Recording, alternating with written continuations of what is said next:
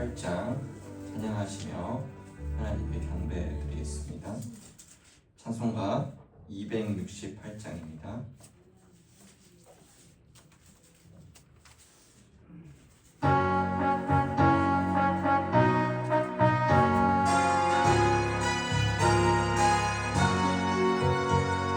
죄에서 자유를 얻게 하는 보혈의 능력, 주의 보혈, 시험을 이기고 승리하니 참 놀라운 능력이로다.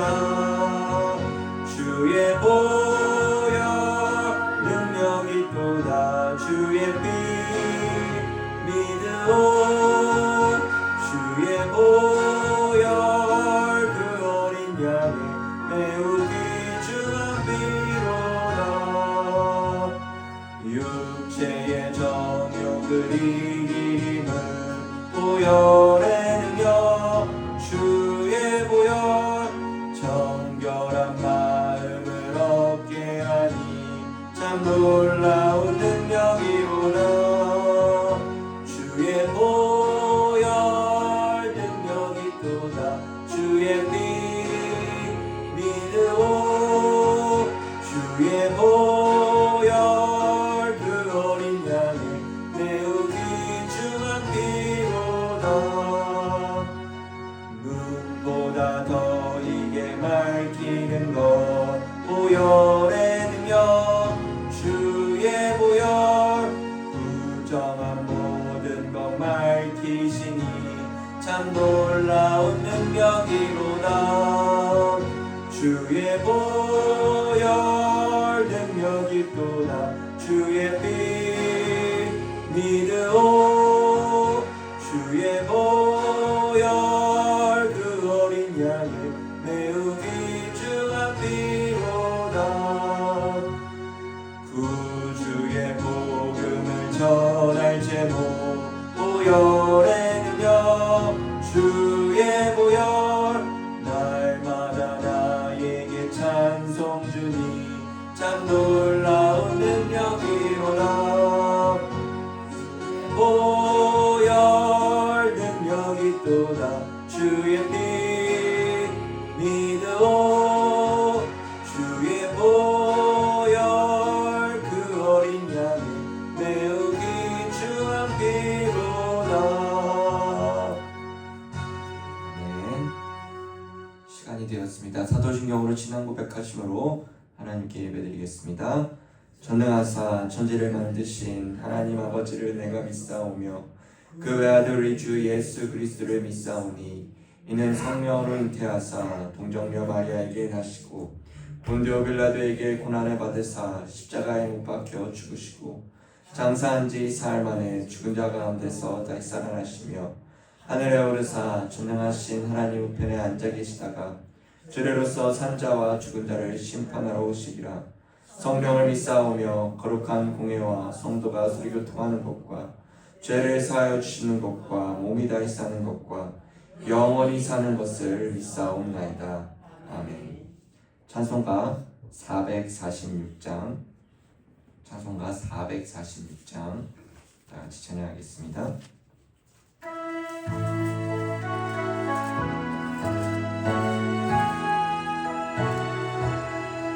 주 음성 외에는 참 기쁨 없도다.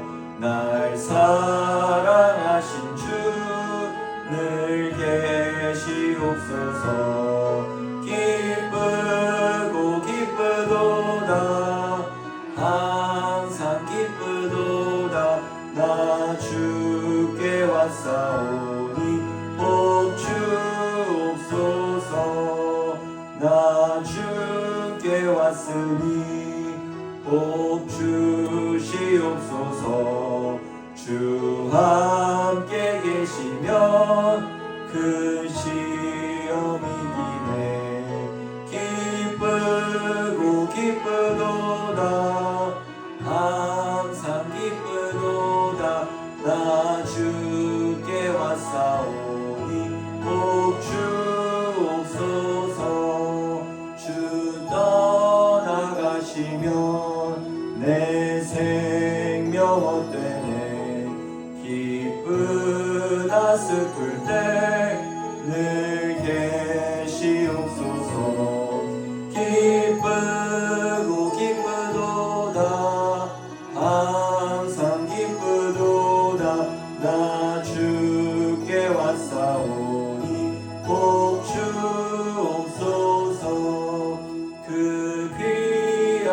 언약을 이루어 주시고 주 명령 따를 때 늘 계시옵소서.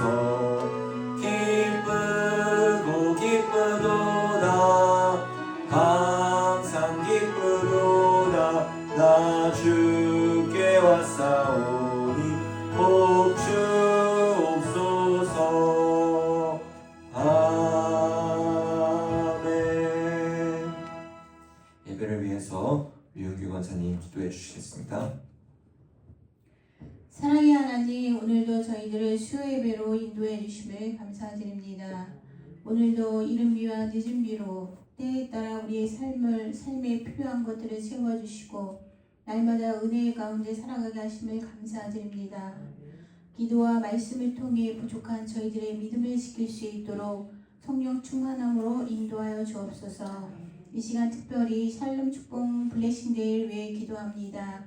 매주마다 전도자를 위해 기도할 때 간절한 마음으로 영혼을 사랑하는 마음으로 최선을 다해 전도에 힘쓸 수 있도록 인도하여 주옵소서. 전 성도와 함께 전도에 힘쓰는 일교회가 되게 하심으로 블레싱 데이를 통해 교회가 다시 부흥하는 교회, 말씀이 살아 역사하는 교회, 성령의 바람이 일어나는 교회, 온유와 사랑이 넘치는 교회가 될 수 있도록 축복하여 주옵소서. 모든 성도들의 믿음의 제자리에 멈춰있는 것이 아니라 이 블레싱 데이를 통하여 하나님의 역사가 이루어지는 교회가 되게 하시고 모든 성도들이 될 수 있도록 인도하여 주옵소서. 이 시간 특별히 환우들을 위해서 기도합니다. 병마로 인해 힘겹게 싸우는 장로님 또 우리 세형이 함께하여 주시옵소서. 모든 치료 과정에 주님께서 함께하여 주이사 앞으로도 하나님의 귀한 믿음의 증거가 될 수 있도록 도와주시고 많은 사람들에게 믿음의 본이 되며 정말 그 장로님과 우리 세영의 청년을 통해서 다시금 하나님의 살아계심을 체험할 수 있는 귀한 시간들이 될 수 있도록 인도하여 주시옵소서. 특별히 병상에서 기도하시는 모든 것들 그 환우들의 기도를 응답하여 주시되 완전한 치료를 허락하여 주시옵소서. 주님께서 특별히 우리 사랑하는 박예자 집사님, 귀한 집사님의 소식을 들었습니다. 하나님 그동안 주님의 예배의 자리를 사모하며 그 아픈 몸을 갖고 하나님의 예배를 사랑하며 예배를 드렸습니다. 이제 영원한 안식처에서 주님께서 쉼을 얻을 수 있도록 은혜를 베풀어 주시옵소서. 또 사랑하는 슬픔의 가정을 또 소천한 가정에도 주님 함께해 주시고 남은 가정의 모든 가족들이 더욱더 믿음의 본을 받아서 가족들이 믿음의 유산을 받고 하나님의 사랑을 경험하며 이 시간을 통해 하나님의 은혜를 알 수 있도록 도와주시고 모든 가족들이 하나님을 섬길 수 있도록 모든 자녀들에게 함께하여 주시옵소서.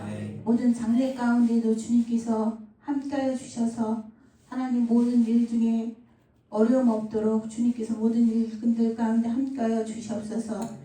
이 시간 또 저희들 말씀을 듣습니다. 말씀을 전하시는 유 목사님 말씀을 증거하실 때 성령의 충만함과 능력으로 채워주시며 말씀을 듣는 저희들은 강건해지며 영과 육의 말씀으로 회복되는 귀한 시간으로 인도하여 주옵소서. 모든 말씀 예수님의 이름으로 기도드립니다. 아멘. 오늘 함께 보실 하나님 말씀은 골로새서 2장 16절부터 23절까지 말씀입니다. 제 성경책으로는 신약 326면에 있습니다. 골로새서 2장 16절부터 23절 마지막 절까지 한 절씩 교독하시겠습니다. 16절입니다. 그러므로 먹고 마시는 것과 절기나 초하루나 안식일을 이유로 누구든지 너희를 비판하지 못하게 하라.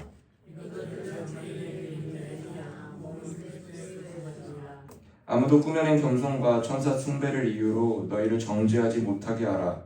그가 그 본 것에 의지하여 그 육신의 생각을 따라 헛되이 과장하고 머리를 부수지 아니하는 자 온몸이 머리로 말미암아 가지와 흙으로 헌법을 갖고 연합하여 하나님의 자녀를 잘하느니라. 너희가 세상의 초동문에서 그리스도와 함께 죽었거든 어찌하여 세상에 사는 것과 같이 규례에 순종하느냐.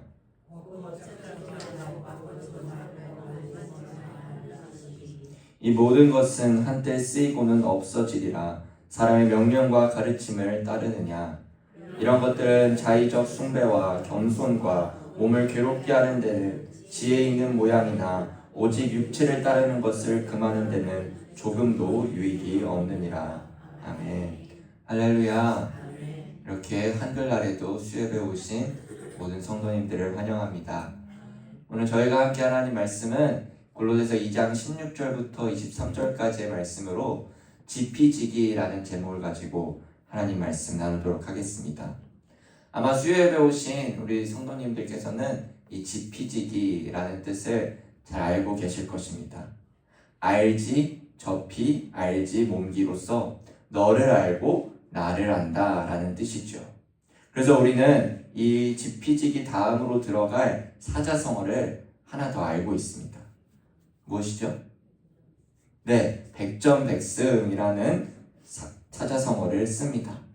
이 지피지기 백전백승이라고 하면 적을 알고 나를 알면 100번을 싸워도 100번 모두 이긴다는 뜻을 담고 있죠. 오늘 말씀 제목을 지피지기로 지은 이유도 여기에 있습니다. 오늘 본문에서 바울은 거짓 교사들의 가르침을 하나하나 나열하며 설명해 나갑니다. 그리고 그것들을 모두 반박해버리죠. 거짓 교사들의 가르침이 무엇인지 정확히 우리가 안다면 이러한 거짓 미혹에서 벗어날 수 있다는 것이죠. 오늘 말씀을 통해 거짓 교사들의 주장하는 이 거짓 가르침들을 살펴보며 바울이 무엇을 말하고자 하는지를 찾고 그것을 통해 우리도 힘입어 올바른 신앙생활을 하게 되는 저 여러분 되시기를 주님의 이름으로 축복합니다. 간단하게 저번 시간에 나누었던 이 골로새서의 말씀을 요약하면 바울은 골로새 교인들에게 거짓 교사들이 전하는 철학과 헛된 속임수에 주의하라고 하였습니다. 우리가 그리스도 안에 거할 때, 우리가 그리스도에 속하여 있을 때 우리는 그 안에서 충만하여져서 우리의 구원뿐만 아니라 우리가 살아가는 데 있어서 올바르게 살아갈 수 있는 필요한 그 모든 것들을 주님께서 주셨다는 거죠. 더 이상 다른 외적인 것에 치우치지 않고 오직 예수 그리스도로 충만하니 예수 그리스도만 붙잡고 나아가자고 바울은 골로새 성도들에게 이야기하였습니다. 오늘 본문은 그 다음으로 넘어가 그렇다면 거짓 교사들의 가르침은 무엇이고 무엇이 잘못되었는지 그리고 우리는 왜 그리스도를 붙잡아야 되는지 살펴보겠습니다. 첫 번째로 저희가 살펴볼 거짓 교사의 가르침은 바로 율법주의입니다. 우리 16절을 다 같이 읽어보도록 하겠습니다. 16절 시작.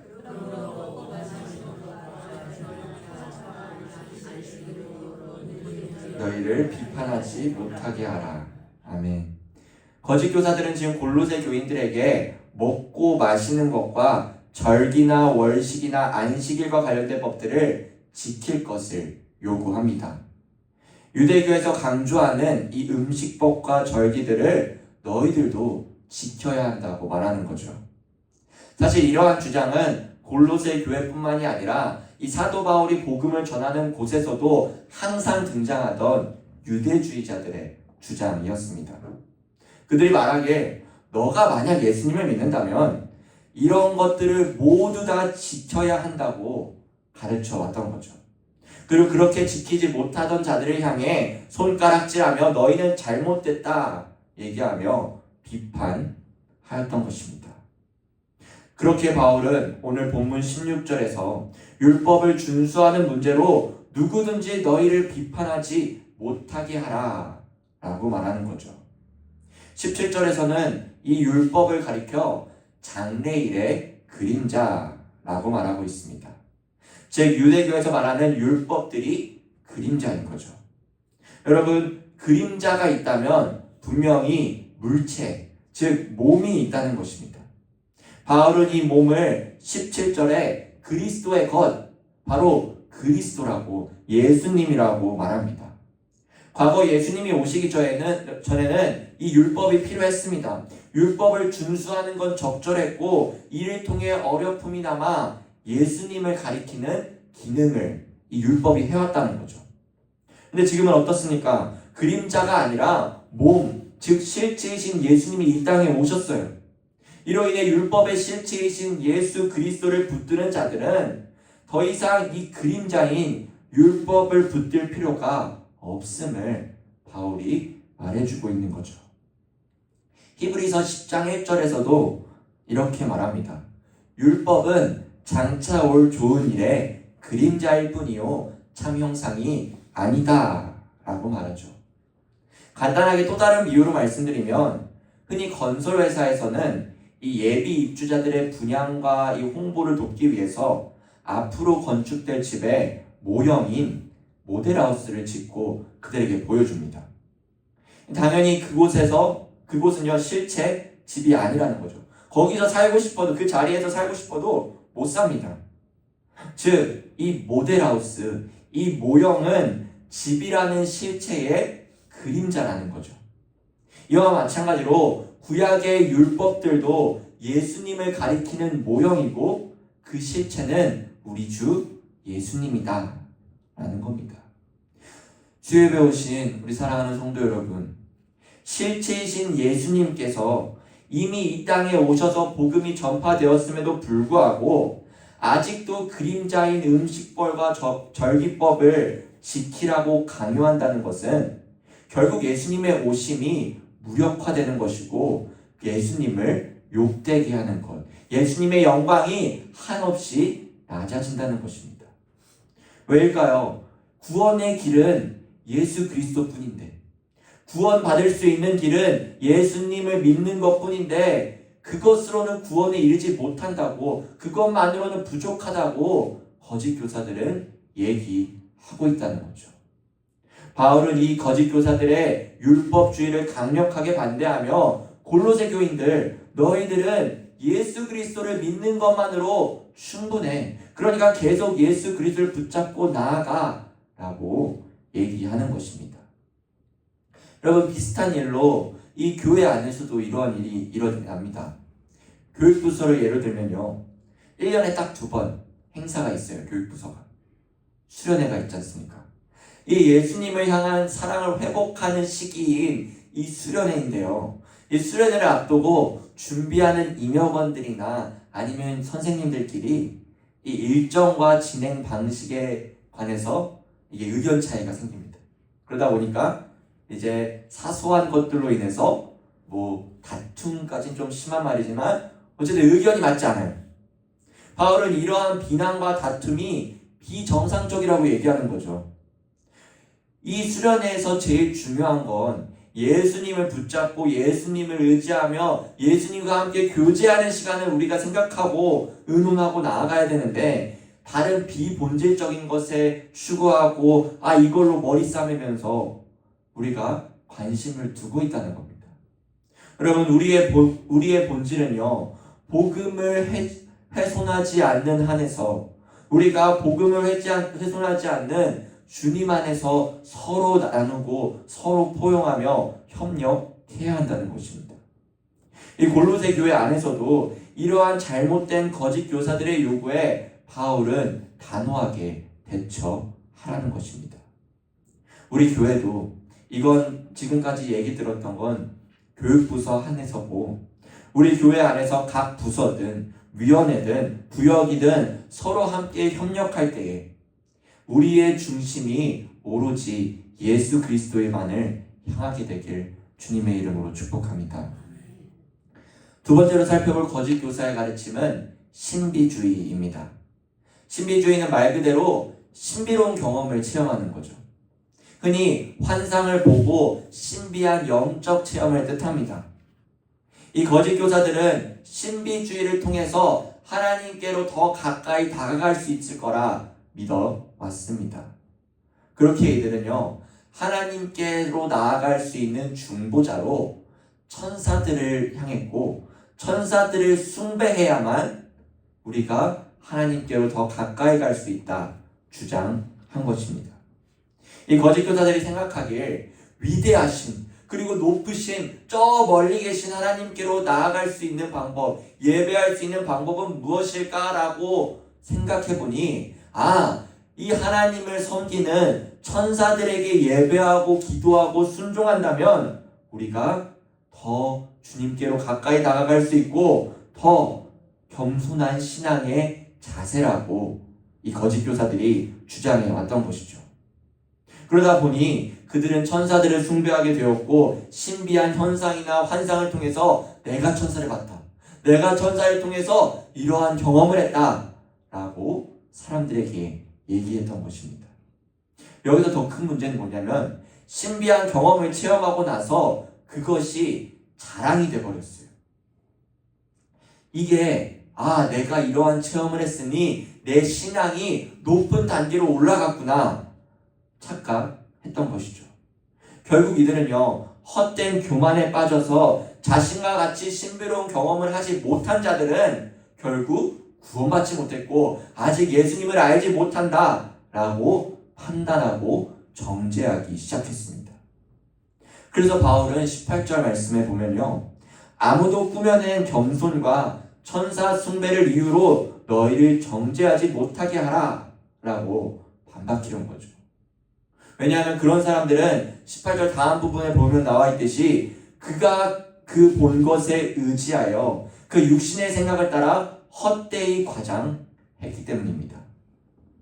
이 신비주의가요 뭔가 겉으로 보기에는 영적인 것 같고 대단한 것 같지만 결국 그 시작과 끝은 그러한 체험을 통해서 나 자신을 세우고자 하는 탐심에서 비롯되었다는 것을 말해줍니다.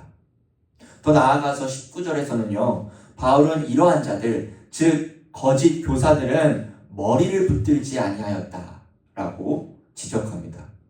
여러분 여기서 말하는 머리는요 누구를 가리키냐면 골로새서 1장 18절에서 그는 몸인 교회의 머리시라 라고 말했듯이 머리는 바로 예수님을 가리킵니다. 그런데 만약 이 거짓 교사들의 말대로 하나님께 나아가기 위해서 천사들을 숭배하고 붙잡아야 한다면 그리스도는 필요 없는 것이며 교회의 머리이신 예수 그리스도를 붙잡지 않아도 된다는 것이기에 바울은 강력하게 골로새 교인들에게 조심하라고 얘기하는 것입니다. 여러분 이러한 문제는 과거 이 골로새 교회뿐만이 아니라 오늘을 살아가는 우리에게도 찾아옵니다. 사실 우리는 정확히는 아닌데요. 학자들마다 성도들마다 각각 견해는 다르지만 보편적으로 볼 때 카톨릭과 개신교에서 논쟁거리가 하나가 있습니다. 그거 뭐냐면 카톨릭에서 정말 이 예수님의 어머니 마리아를 그저 공경의 대상으로 보고 있는 건지 아니면 이 성모 마리아를 바로 이 예배의 대상, 이 숭배하는 것인지에 대해서 의견이 나눕니다.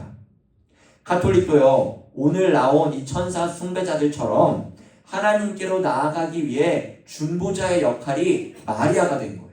그래서 마리아가 돼서 마리아에게 예배하고 마리아를 기도하고 마리아를 기도함으로써 하나님께 자신의 기도를 올려드린다는 거죠. 여러분 개신교 입장에서는 이건 말이 안 됩니다. 우리의 중보자는 오직 예수 그리스도 한 분뿐이시니까요. 바울도 이에 대해서 동일한 선상에서 말합니다.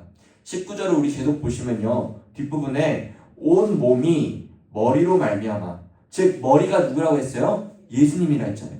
즉 온 몸이 예수 그리스도로 말미암아 마디와 힘줄로 공급함을 받고 연합하여 하나님이 자라게 하심으로 자랐느니라 라고 대답합니다.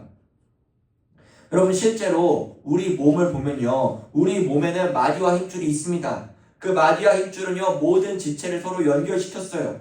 그래서 머리에서 오는 성장력이 그 온 몸, 온 마디와 온 힘줄에 퍼집니다. 즉 교회의 머리이신 예수 그리스도를 붙들고 있다면 우리의 마디와 우리의 힘줄 이 부분 모두가 예수님께로 맞춰져 있다는 거죠. 다른 말로 예수 그리스도를 붙들고 있다면 그리스도로부터 정상적인 영양분을 공급받아서 하나님이 자라게 하시는 대로 자라게 될 거라 얘기하는 것입니다. 그러나 거짓 교사의 문제는 머리가 예수님이 아니라는 거예요. 그리스도와의 연결이 끊어짐으로 인해서 머리가 예수 그리스도가 아니어서 이 교사들은 오류에 빠지고 교회에서 벗어나게 되는 것이 어찌 보면 당연한 결과라는 거죠. 요한복음 15장 5절에서도 예수님은 이렇게 말씀하셨습니다. 우리 화면을 통해서 다 같이 읽어보도록 하겠습니다. 시작. 나는 포도나무요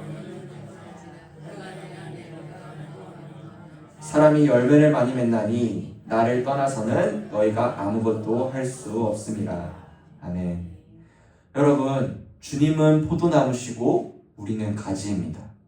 가지가 나무에서 떨어지게 되면요, 그 가지는 아무것도 아니게 됩니다. 우리는요, 그리스도를 통해 공급받고 살아가야 하는 존재들이라는 거예요. 예수님 외에 다른 수단과 다른 방법으로 의지해서는 안 된다는 것입니다. 근데 문제는 수많은 사람들이, 아니 너무 안타깝게도 교회를 다니고 예수님을 믿는 성도들조차도 때로는 예수님을 의지하기보다 다른 외적인 것을 의지하고 붙든다는 거죠. 여러분, 우리는 예수 그리스도로 충만하는 사실을 다시 한번 기억해야 합니다.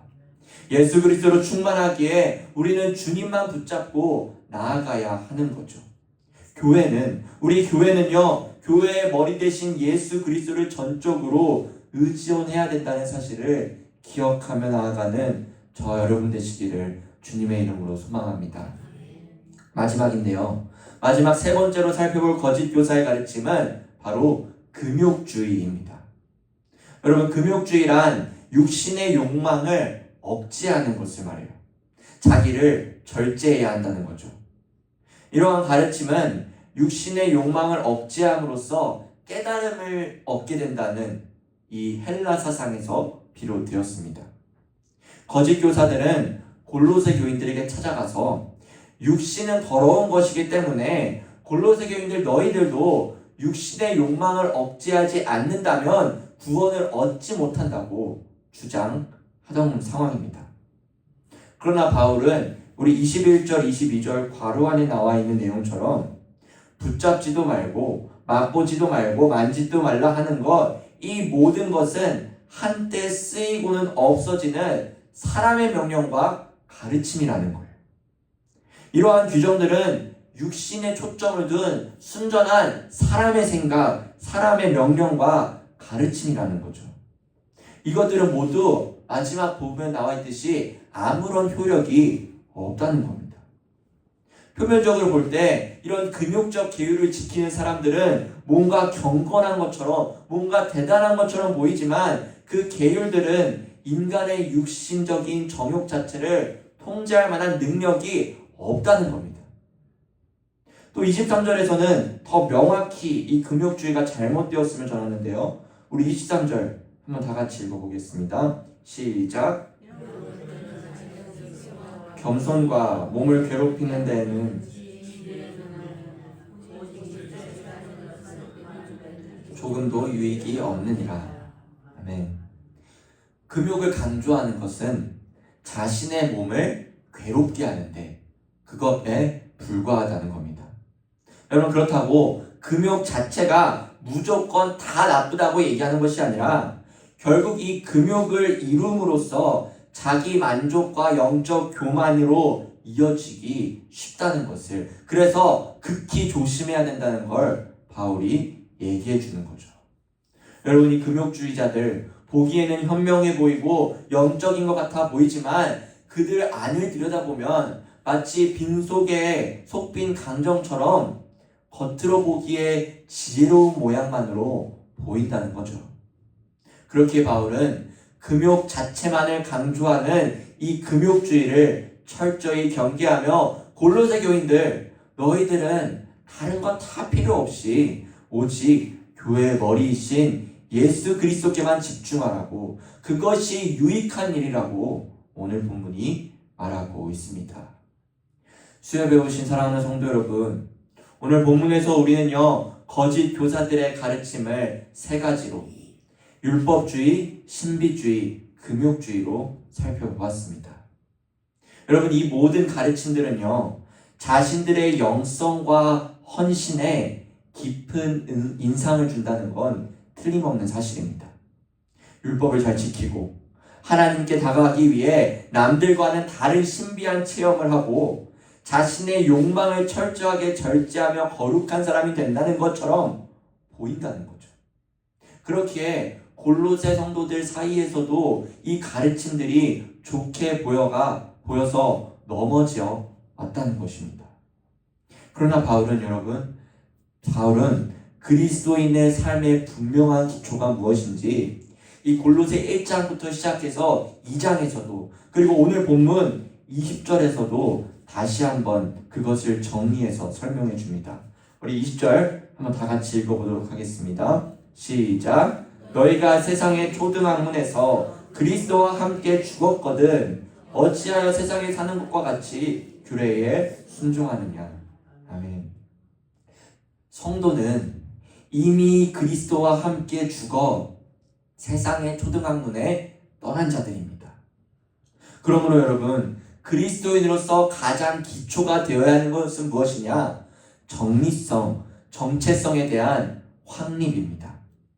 내가 누구인지를, 내가 어떠한 신분을 가지고 있는지, 그리스도가 날 위해 어떠한 일을 하였는지를 정확히 알아야 하는 게 제일 중요하다는 거죠. 20절 말씀처럼 성도인 우리가 여전히 세상의 원리에 얽매여 있는 모습은요, 현재의 신분과는 너무나도 상반되는 어울리지 않다는 것입니다. 우리는 그리스도와 함께 죽고 그리스도와 함께 다시 산 자들이에요. 나의 신분을 기억하며 예수 그리스도를 붙잡을 때 세상의 일들, 세상의 수단, 세상의 방법이 중요하지 않고 오로지 주님만으로 충분하며 주님만으로 우리는 살아갈 수 있다는 것입니다. 말씀을 정리하겠습니다. 여러분, 요즘 시대는요, 빠르게 변해갑니다. 오늘 나온 세 가지 가르침 외에도 다른 세상의 얘기들이 수없이 다가오고 수없이 바뀌면서 우리를 미혹해 온다는 거죠. 그때 우리는 우리의 머리가 되시는, 충만이 되시는 예수 그리스도를 붙잡아야 한다는 거죠. 예수님께로 돌아가야 한다는 사실입니다. 그리스도의 장성한 분량의 일기까지 하나님의 말씀과 기도로 우리는 하나님과 더 가까이 교제하며 오직 그리스도를 닮는 일에 힘써 나아가야 한다는 것입니다. 오늘 말씀을 기억하시며 우리는 주님만으로 만족하고 주님밖에는 없다는 그러한 고백이 우리 삶 가운데 가득히 넘쳐나는 저와 여러분 되시기를 주님의 이름으로 축복합니다. 기도하겠습니다. 전능하신 하나님 아버지, 오늘 이 거짓 교사들의 가르침을 통해서 이것들이 모두 잘못되었음을, 이 율법주의와 금욕주의와 이 신비주의가 정말 하나님 보시기에 잘못되었음을 주님 살펴보며 우리는, 성도는 예수 그리스도만으로 충분하다는 사실을 기억하며 나아갑니다.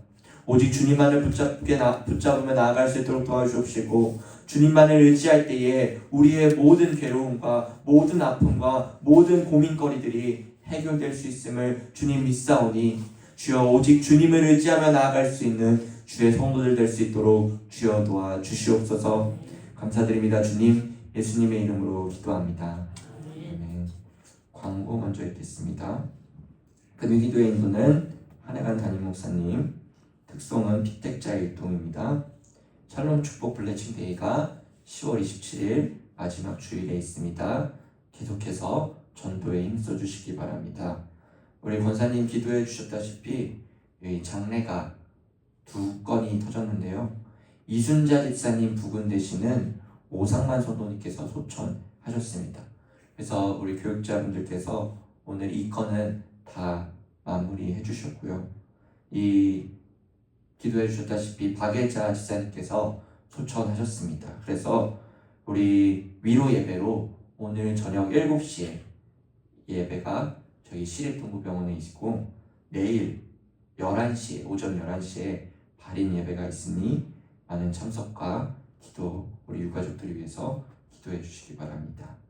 찬송가 435장 찬양하신 후에 축도함으로 예배를 마치도록 하겠습니다. 찬송가 435장입니다.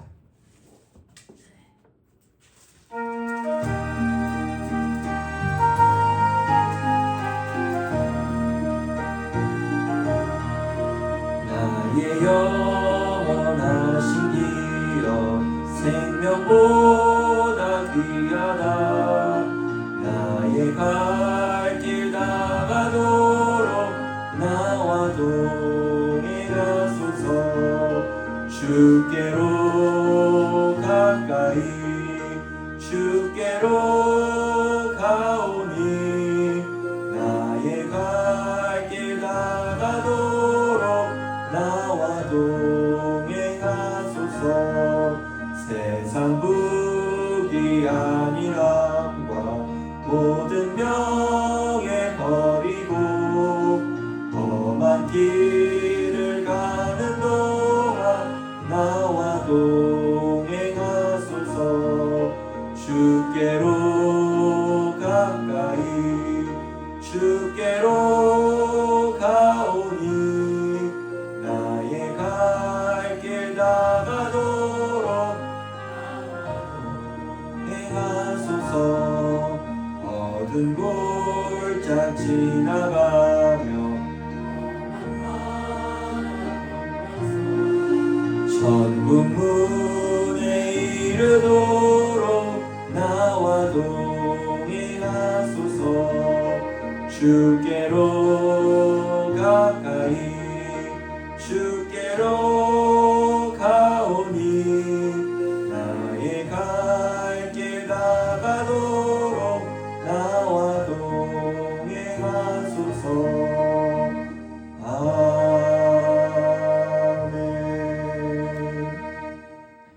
주 예수 그리스도의 은혜와 하나님의 크신 사랑과 성령의 교통하심이 충만이신 예수 그리스도를 붙잡고 흔들리지 않는 믿음으로 주님께 나아가길 결단하는 수예배 오는 모든 성도들과 우리 그 가정과 그 생업 위에 이제로부터 영원토록 함께 있을지어다. 아멘.